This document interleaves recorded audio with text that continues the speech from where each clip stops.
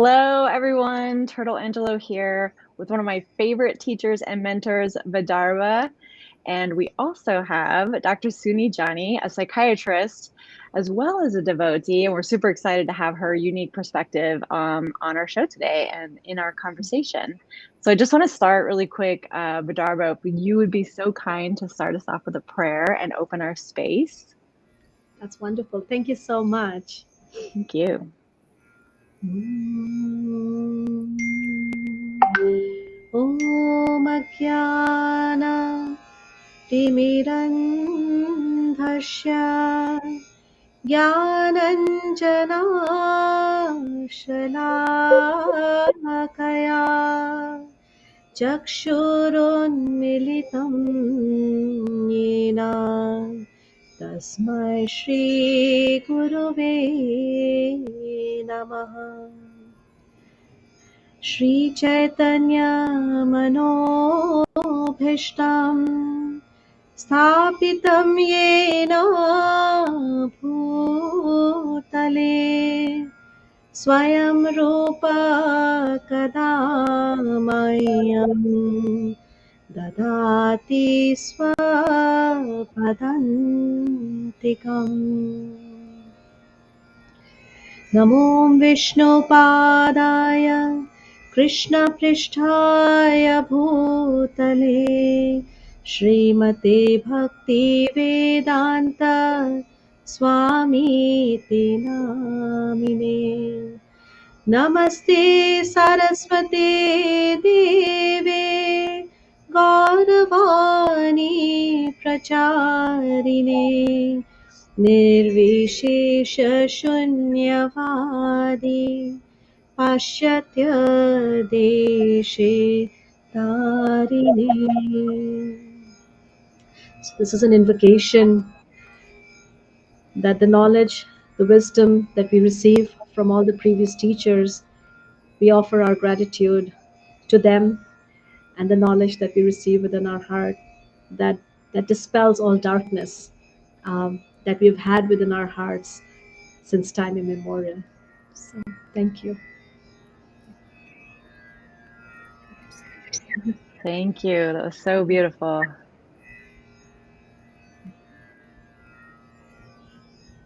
All right. So I was thinking we could talk about communication today. And when we started percolating on this topic, Vidarbha brought up something really interesting, which is just breaking it down to words and breaking down words themselves. And I was even thinking that how one word can be interpreted by many different people in different ways. I don't know. I did this like workshop for NLP. I'm not sure if anyone's heard of that. It's like neuro-linguistic programming. And they did this exercise where they had the whole room review, like write down what they thought these words meant. And they went over, I think love was one of the words. Trust was one of the words. Anyways, and we all wrote down like what they meant to us. And then they called out afterwards, like, okay, so what did you write down for love? And then what did you write down for love? And people had totally different answers. Wow. I believe that. I really do. Yeah. That's true. And then, I thought it was interesting, it really highlighted where the potential for miscommunications can come from, right?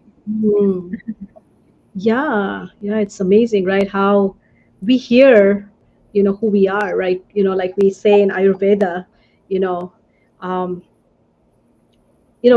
often talk about we are what we eat. But, also there is another understanding that we are also what we digest. And so, what we hear is so much to do with who we are at any particular moment.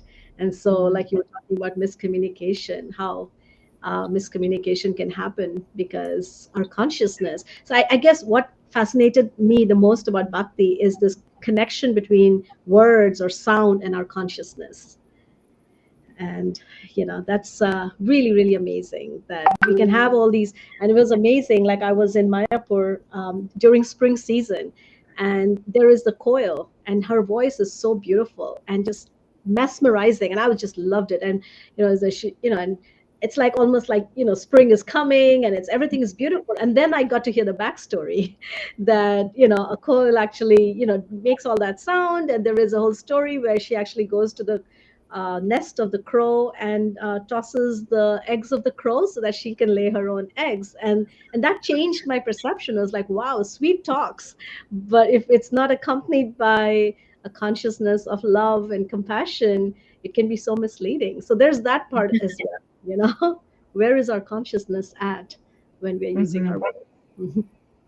So I think related to that, this is probably more of a Bhakti comment than anything professionally. But I always thought of communication, whether it's to ourselves, whether it's to Krishna, whether it's to each other. It's kind of part of the filters that we're dealing with when we're trying to discover who we are. And I guess you could say that about psychotherapy as well, is that you're trying time and time again to find the words that reach a person, that show that you have an understanding of that person, that you have a connection, and that translates into bhakti, because so many different people, kind of like what you were explaining about your show, are trying to navigate bhakti. And it's a lot of the ways to navigate what this is and what people are doing is to find a way to effectively communicate what's the whole movement? What is it for me? What is it for the next devotee? Why do we all look so different? Why do we act different? Why are some of us in asceticism? Why are some of us householders?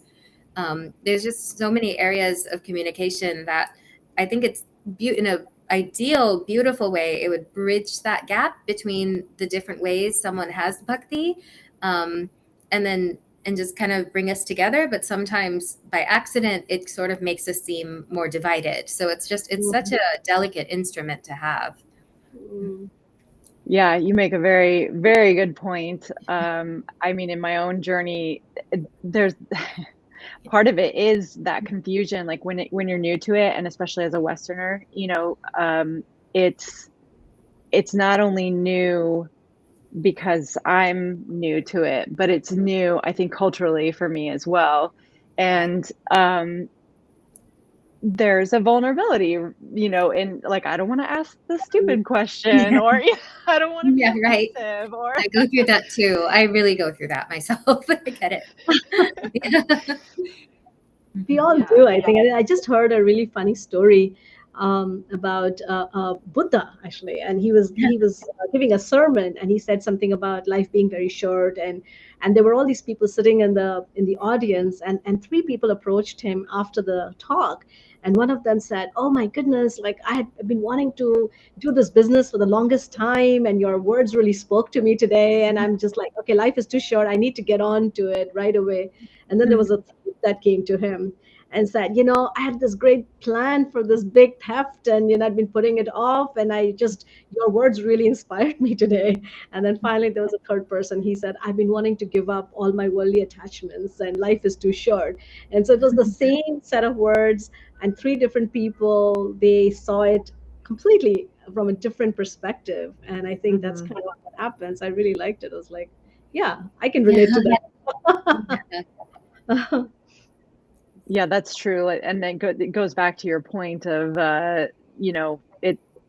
words are sort of where we're at, or what we're receiving is translated by where we're at too. Yeah.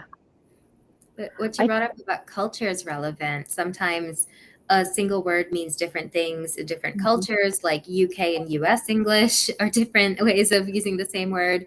The time and history we're in, the tone someone uses for a single word changes the meaning of that word. And then how we receive that tone, it's exactly what Vidarbha Mataji was saying. She's completely right. It's where our mental state is, and where we are in life makes a sentence that maybe one person had with a single intention become a whole different experience for each listener.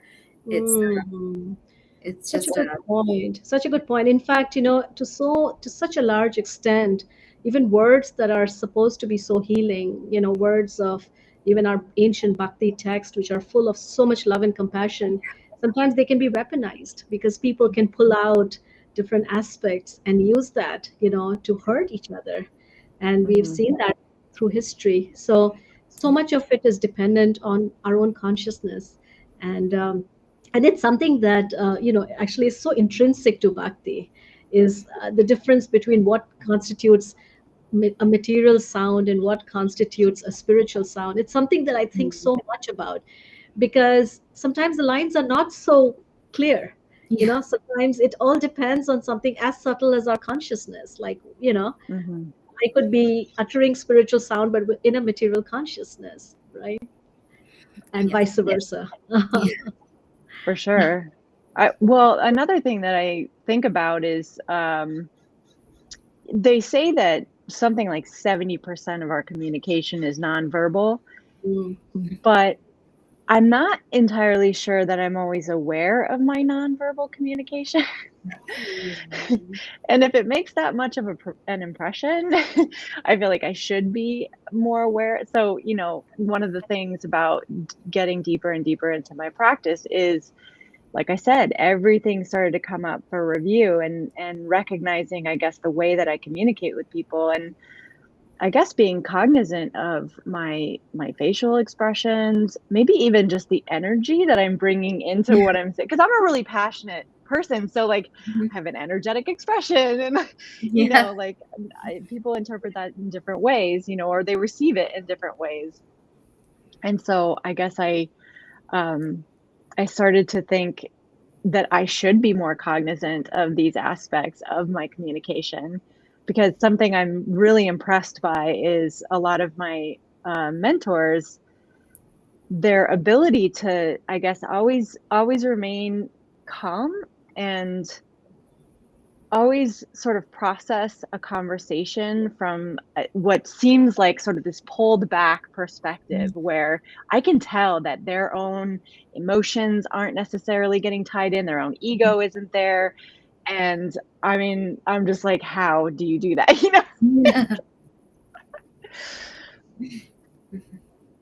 Go ahead, Suni.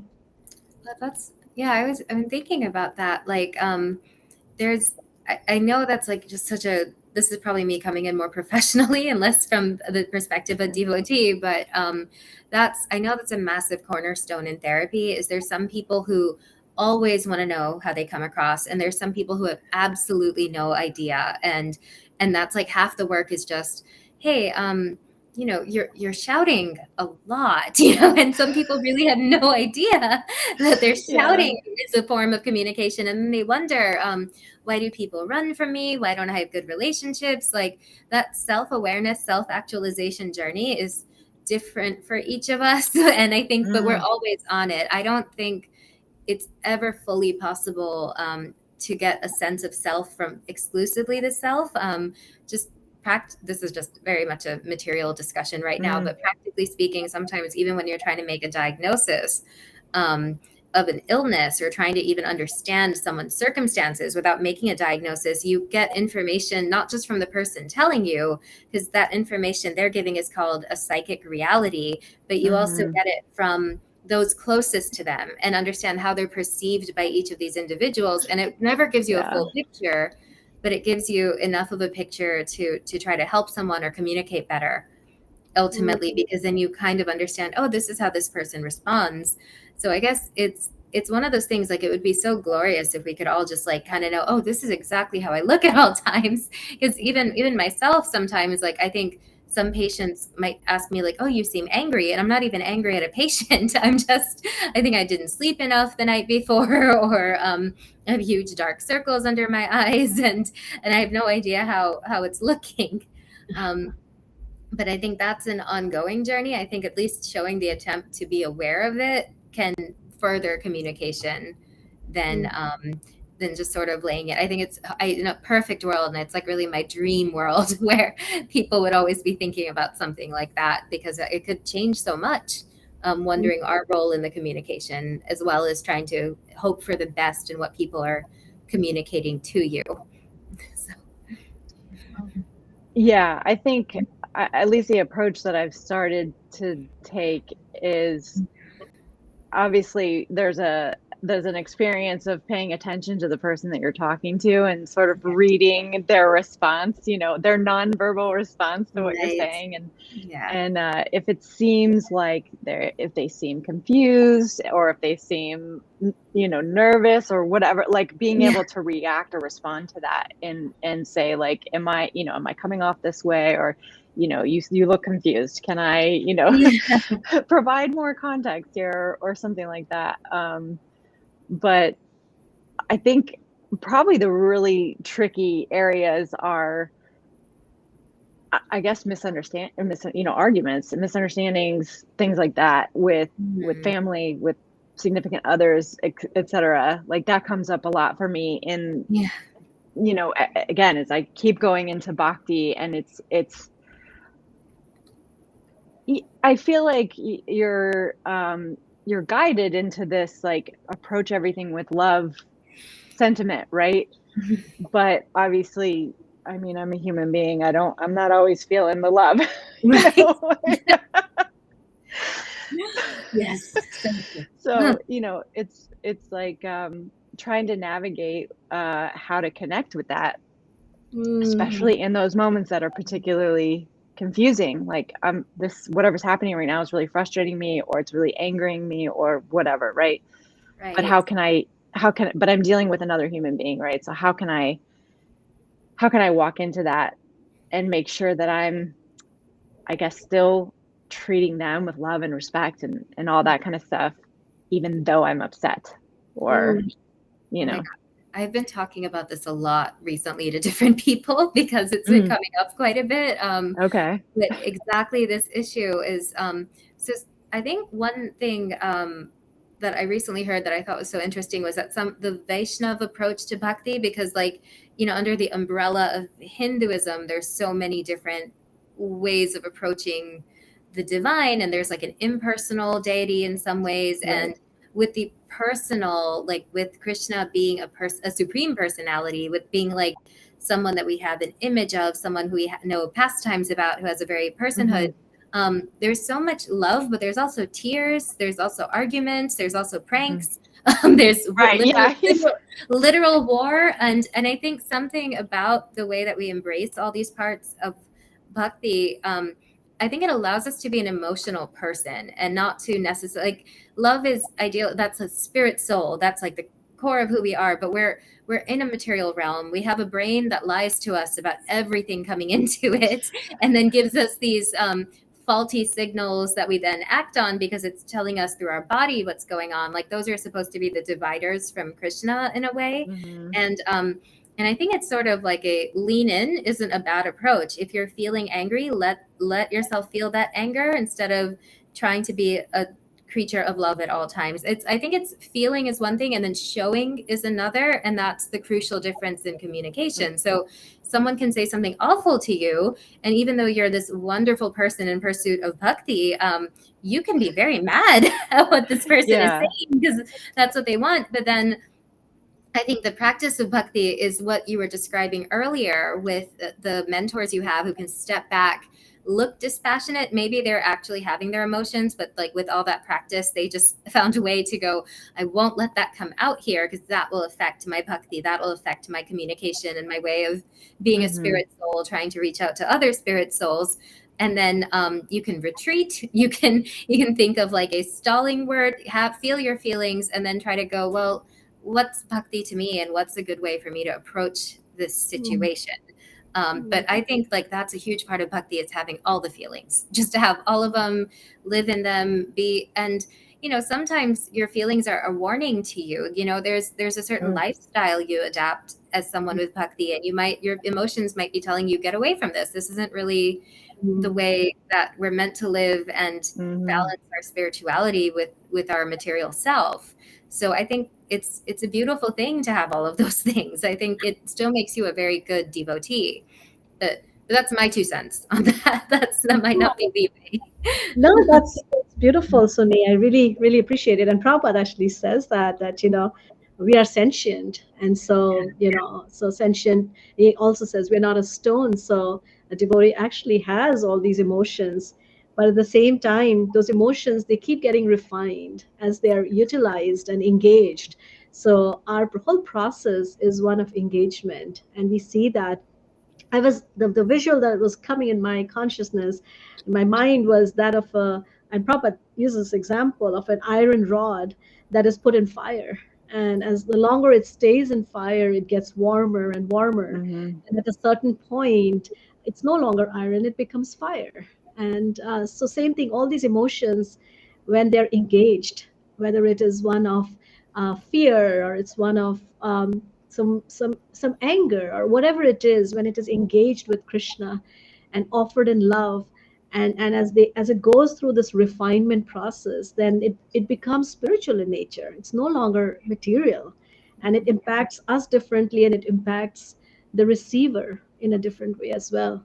And it's interesting because you were talking about this, and there is a book, it's called The Nectar of Instruction, and it talks about a person who can control these urges of speech.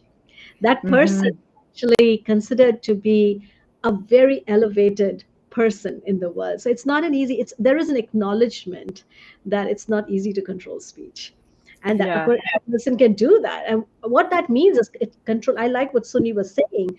Control simply means transformation. That as we progress, there is no shortcut.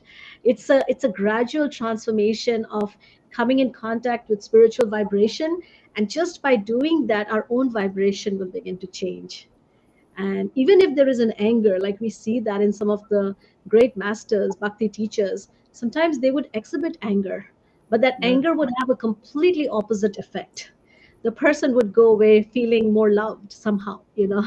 So it's not so much of what mask we put on or how we interact. Those are important and we have to be mindful, but it goes deeper than just skin or the lips. It goes back to the heart. So, and yeah, and I think that once you have that, then it'll automatically come across. I like what Suni was saying, that even though those emotions may be felt, we may choose to use those emotions at that moment, or we may choose not to. Right? So a person, and that actually there's a word for that. It's called, a person like that is called a Goswami. A Goswami is a person who has full control over his senses, including the sense of speech. So that's one of my favorite. Sorry. No, I was just gonna say I'm so far from Goswami. Like I'm talking about it, but not even close. Yeah, same. That's one of my favorite lines, Vidarbha, from the Nectar of Instruction. Is one who can, I think it's suffer the urge to speak or something like that. It's amazing. Yeah. And it's like highlighted and underlined. Yeah. Yeah. Well, I was just in a class actually with Vaisheshika Maharaj, and he was talking about I guess respect and dove into like critique, right? So it's generally guided that you don't criticize or critique other devotees, right? And this is just a personality thing. I think I'm a natural critic, like, and it's not out of like malice or anything. It's more out of wanting to see everything at its highest state or its best state or whatever. It's like that. And it obviously applied to myself as well. That critic is pointed in my direction as well. And it's been interesting.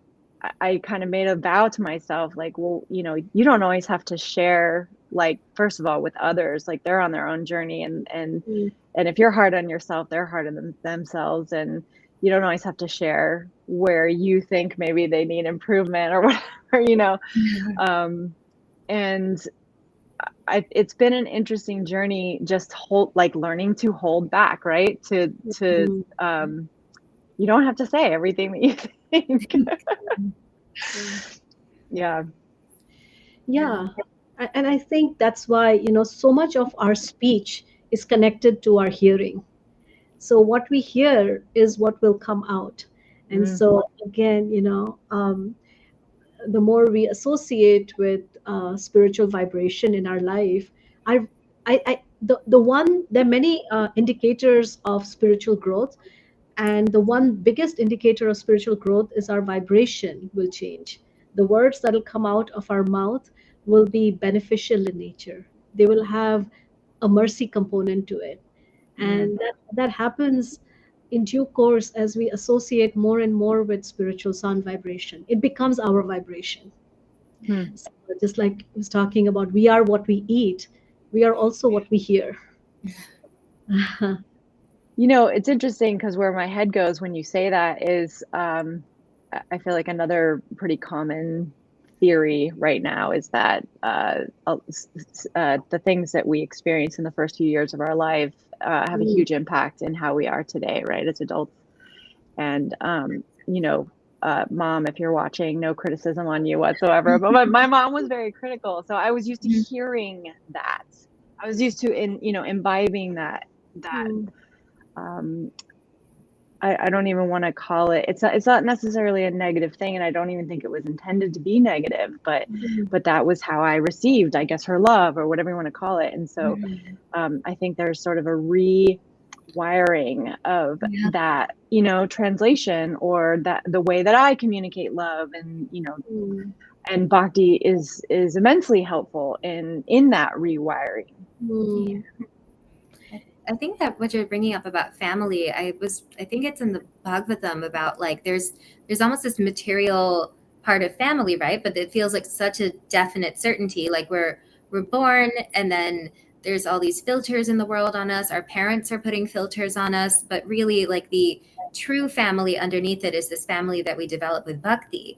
And that's the one that we're kind of gradually working our way towards, to be able to remove these natural reactions, these natural ways of perceiving and interacting with the world. And yeah, it does start with the earliest person that you were inside of, and then eventually cared for by, and what they end up teaching you, also with their body language, not necessarily with what they're saying, but the way they react to the world is also teaching us so much of it.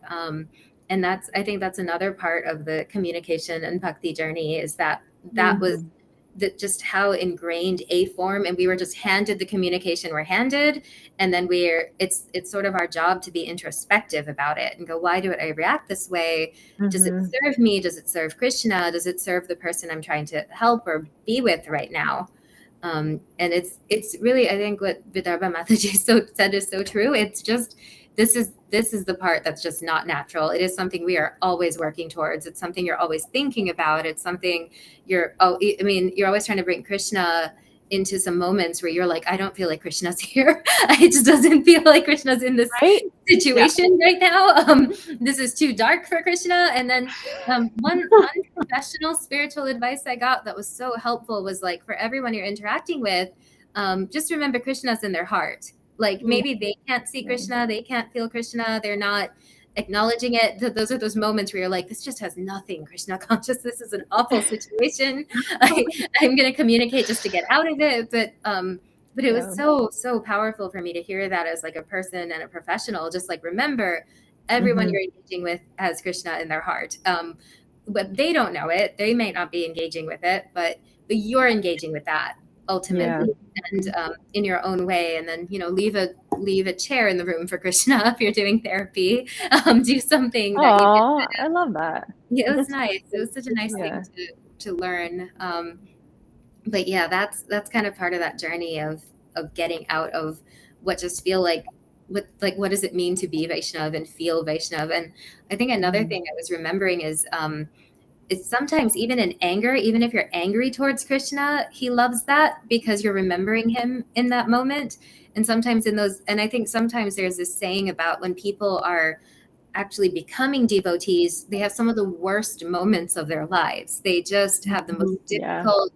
And it's largely because maybe, now that you're opening that communication with Krishna, that you're a lot of your karma is sort of becoming neutralized gradually. So you're going to really go, I just changed my life and I'm trying to be good and everything's really awful. And so there's some nice, I think, messages about how to make sense of why Bhakti feels the way it does. And it doesn't always feel fair, and it doesn't always feel rational. And it feels, that this, I really thought there'd be more if I'm trying to be a better person and connect with a higher way of living. And it's not. And I think that's one of the hardest things to communicate and receive when you've decided to pursue Bhakti. It's so tough.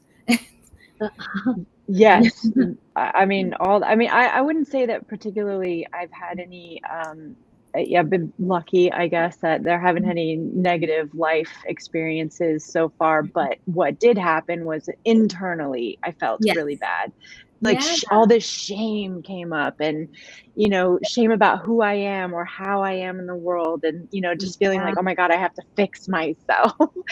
And also I found that it was interesting because I would project judgment onto Krishna, like, oh, he must be thinking this, and and then I had a friend who was like, Turtle, Krishna has more compassion than anyone can even imagine, like, if anything, he understands what you're going through, and he just loves you, and he's like, he's up there thinking, it's going to be okay. And I know, I'm so sorry. Like, he's just listening, all those like nurturing, comforting qualities that you like imagine. Right.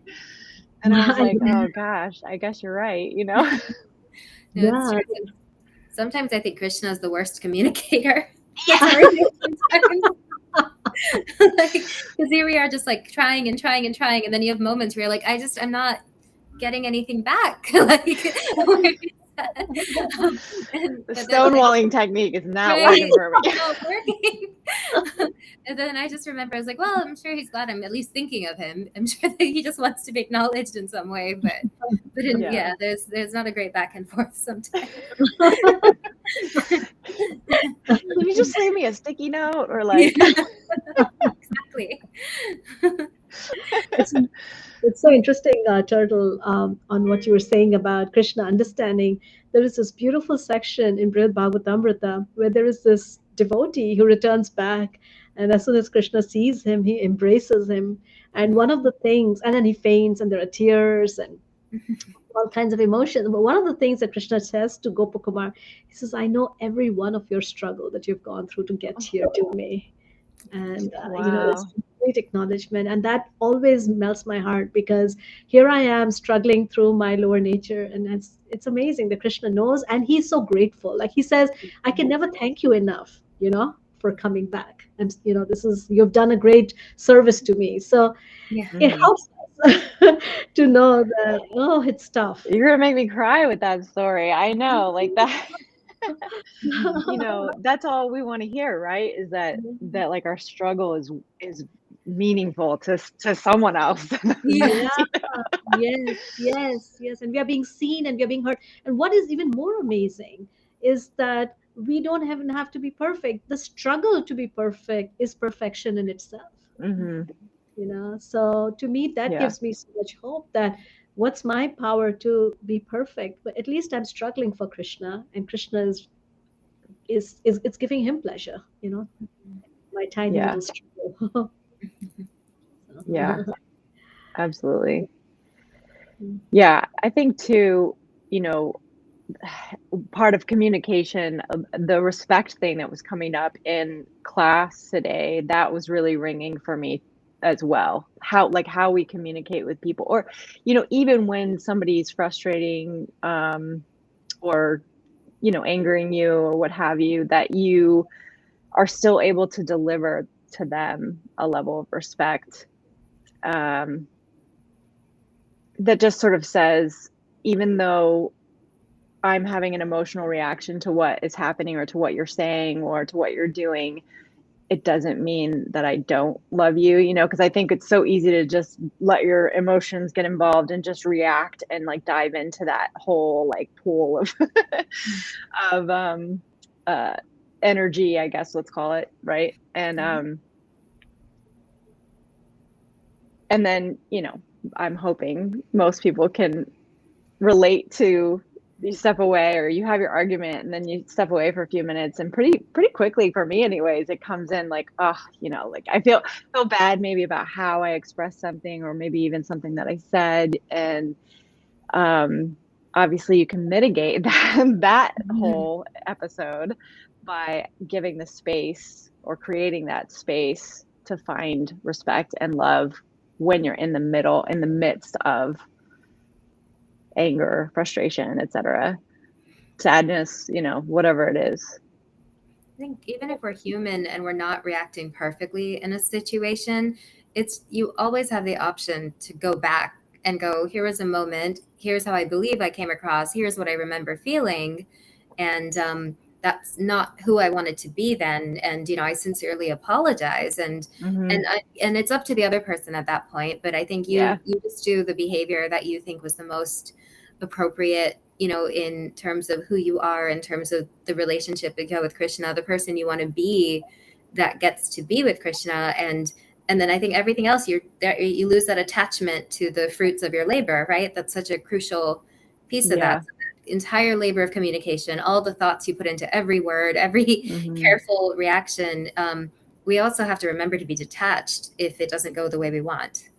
Oh, that's a big one. That's really big, because I mean, it's such a huge part, I think, of Bhakti. And that's one that I'm looking at, at work. I definitely get really invested in outcomes at work, but absolutely in relationships too, right? I mean, anytime I find that I'm in a disagreement, I'm like clinging to like, I want them to agree with me or whatever, right? Right.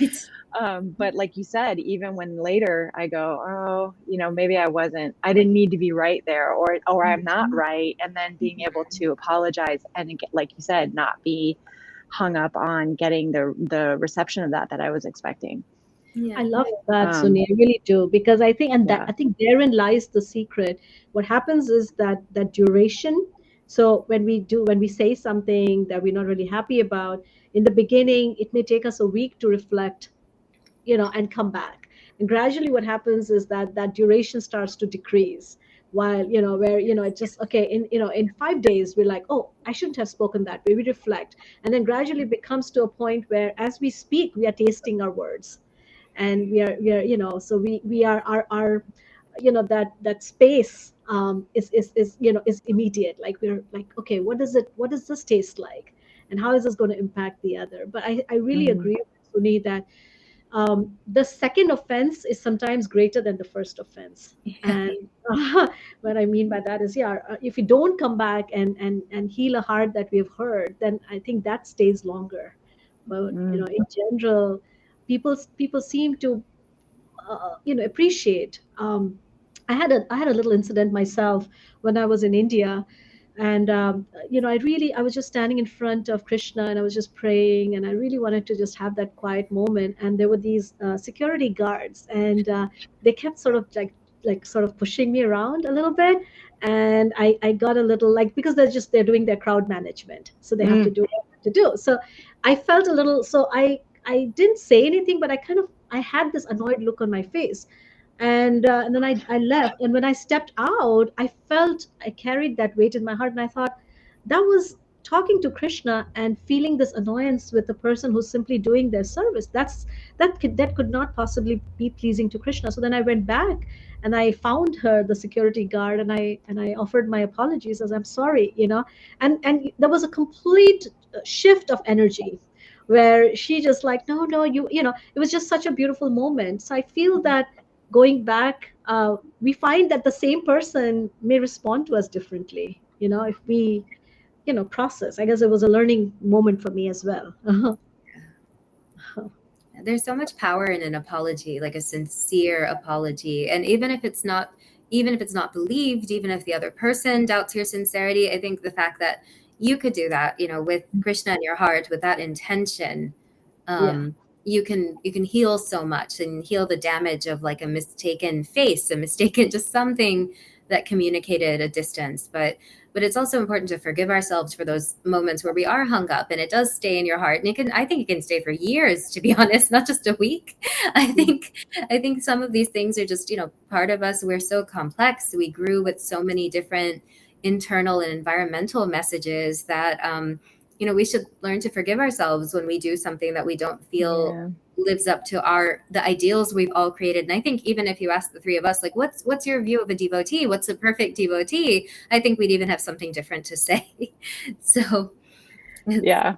It's funny you say that. Actually, I shared with Vidarbha Mataji earlier a post that I saw where I think it was Srila Prabhupada who wrote that it's really common for a devotee to basically not feel like a devotee or feel like they don't have any love for Krishna. And I was like, I'm so glad he said that, because it's hard to feel. It's, I have like a imposter syndrome, No, completely. Absolutely. Yes. And that never goes away. Okay. I'll just settle into that feeling. Yes. It's a good place.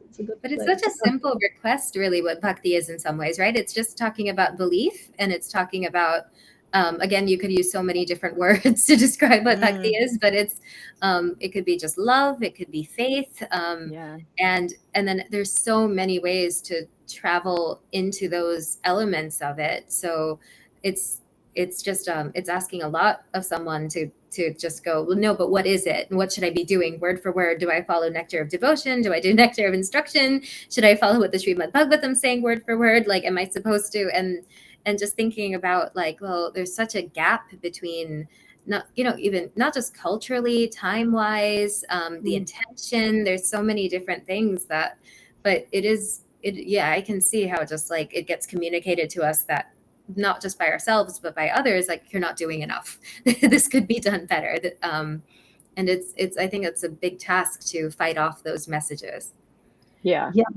No, that's true. And I feel we should be happy where we are at. I think in the course of trying to evolve, there is also something to be said about just so grateful to just be where we are with all our imperfections and have that sense of gratitude and contentment. And I feel also that, sometimes we're looking ahead, but perhaps also sometimes we should look in the back, in the past, and see, like, where was I and where am I now, right? The evolution is incredible. And so that can give us faith. And Vaisheshika Prabhu actually says something so beautiful. I feel like repeating that like 1,000 times. He says, the distance that we have come is much greater than the distance we have to go. So we've already come such a long distance. So we have so much to rejoice. And feel happy. I think it's important to go back and reflect like that, because I definitely fall under the achievement oriented, so I think that evaluating where I am today and maybe what I have my eye set on or something can be debilitating sometimes, and quite crushing. So I think it is important to look back and recognize that you've made quite a bit of transformation already, Yeah, and love is not a formula, right? It's we love somebody, even in the material world, we love people despite their imperfection. What to speak of spiritual love, where we are loved despite our imperfection. And sometimes we have to also let love grow gradually. We cannot rush it. And so we just, this is something that I'm still learning, is the quality of patience. It's a tough lesson, especially in the world of instant everything. It's hard to wait, and let love grow. We want our trees to grow overnight, and we want everything so instantly, and yet Bhakti is so gradual. Yeah, I think we're gonna have to do a talk on patience. That's a whole one in and of itself. It really is. All right. Well, ladies, I really want to thank you so much for joining me today. And I hope that you guys found this talk thought-provoking or interesting or helpful. Don't forget to like or subscribe to the channel, and we definitely want to hear from you. So leave your comments, or if you have topics you want us to cover, go ahead and share those, and maybe we'll do an episode on it. All right. Thanks so much. Hare Krishna, everyone. Hare Krishna, Mataji, Suni. Hare Krishna. Hare Krishna.